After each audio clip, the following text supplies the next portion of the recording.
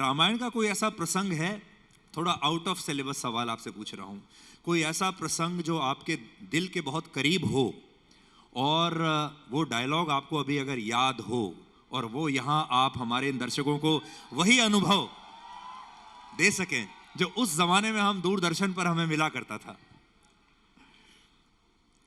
रामायण में जो हमेशा एक एक्टर का वो ख्वाब होता है कि दो एक्टर जब खड़े हो जाते हैं ना आमने सामने, और उसके बाद जब उनमें बातचीत होती है उसका मज़ा कुछ और होता है हमेशा। जैसे लोग कहते हैं कि एक शेर को देखकर लोग इतने खुश नहीं होते जितने दो शेरों की लड़ाई देखकर खुश होते हैं। तो ऐसे ही दो शेर थे उसमें, भगवान राम और रावण। उनके साथ का एक संवाद है रावण के साथ का, वो मैं आपके सामने रखना चाहूंगा। और वो मुझे इतना इतना अच्छा लगता है, आज भी मुझे बहुत मजा आता है वो। लेकिन उससे पहले आपको तालियां बजानी पड़ेगी, एक थोड़ी फीस देनी पड़ेगी आपको।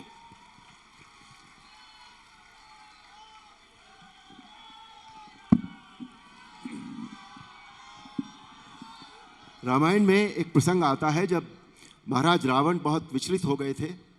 कुछ लोग तो उन्हें महाराज कहना भी पसंद नहीं करते, पर मैं शालीनता में आकर उन्हें महाराज कहता हूं। तो वो प्रसंग ऐसे है कि रावण जब परेशान हो गए थे, तो जब जिस दिन वो पहले दिन युद्ध क्षेत्र में उतरे तो उनकी जो भेंट थी वो सबसे हुई, हनुमान से हुई, लक्ष्मण से हुई, सुग्रीव से हुई। और संध्या होते होते वो भगवान राम के सामने जा पहुंचे, जहां भगवान राम ने उनके रथ की ध्वजा, खड़ग, पहिया सभी कुछ अस्त व्यस्त कर दिया, तहस नहस कर दिया। और एक पल ऐसा आया जब सदैव रथ पर चलने वाला रावण धरती पर खड़ा था। उस समय भगवान राम ने उनसे जो कहा, सुधीर जी ध्यान से सुनिएगा, आप सबसे भी कह रहा हूं ध्यान से सुनिएगा, वो हमारे जीवन का फलसफा है, पूरे जीवन का फलसफा होता है वो। वाह रावण वाह, भगवान शिव के त्रिशूल की भांति प्रचंड, वायुपुत्र हनुमान की मुष्टिका का प्रहार तुमने सह लिया। तुम सचमुच परम शक्तिशाली हो, परंतु कितने दुख की बात है कि तुमने अपनी ये शक्ति अधर्म के कार्यों में लगा दी और इस दुर्दशा को पहुंच गए। रावण, भक्त और ज्ञानी में अंतर होता है। भक्त चाहे मूर्ख हो, परंतु हृदय का सच्चा और मन का सरल होता है। परंतु ज्ञानी तुम जैसा दुष्ट भी हो सकता है, जिससे स्वर्ण अलंका के राज सिंहासन पर बैठकर भी जीवन की अपूर्णता का कांटा चुभ रहा है। तुम्हारे जीवन में इस समय अशांति, चिंता और तड़प के अतिरिक्त और कुछ नहीं है।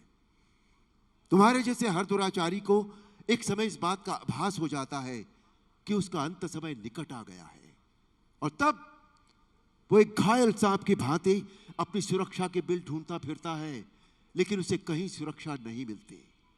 वही अवस्था इस समय तुम्हारी है। तुम्हारे पाप कर्मों के विष के प्रभाव ने तुम्हारे मन की शांति को जला दिया है, और तुम उस पाप के विषैले कांटे की चुभन को छुपाने के लिए ऊंची ऊंची आवाज में बड़ी बड़ी डींगे मार रहे हो, जिन्हें तुम्हारा अपना मन भी सच नहीं मानता।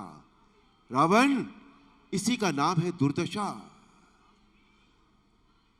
युद्ध जीतने के लिए अस्त्र शस्त्रों की गिनती और पाश्विक बल की आवश्यकता नहीं होती। युद्ध जीतने के लिए आवश्यकता होती है धर्म और आध्यात्मिक शक्ति की। तुमने एक समय लक्ष्मण से कहा था कि तुम्हारे यहां कोई नीति, कोई धर्म नहीं होता, परंतु रावण, हमारे यहां युद्ध का भी एक धर्म होता है।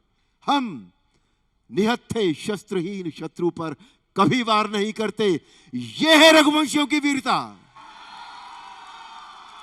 अब जाओ, कल फिर शस्त्र लेकर आना। रावण फिर शस्त्र लेकर आते हैं अगले दिन, और जो हुआ वो हम सब जानते हैं। अनीति पर नीति की विजय हुई, असत्य पर सत्य की विजय हुई, अन्याय पर न्याय की विजय हुई, और अधर्म पर धर्म की विजय हुई। जय श्री राम, हर हर महादेव।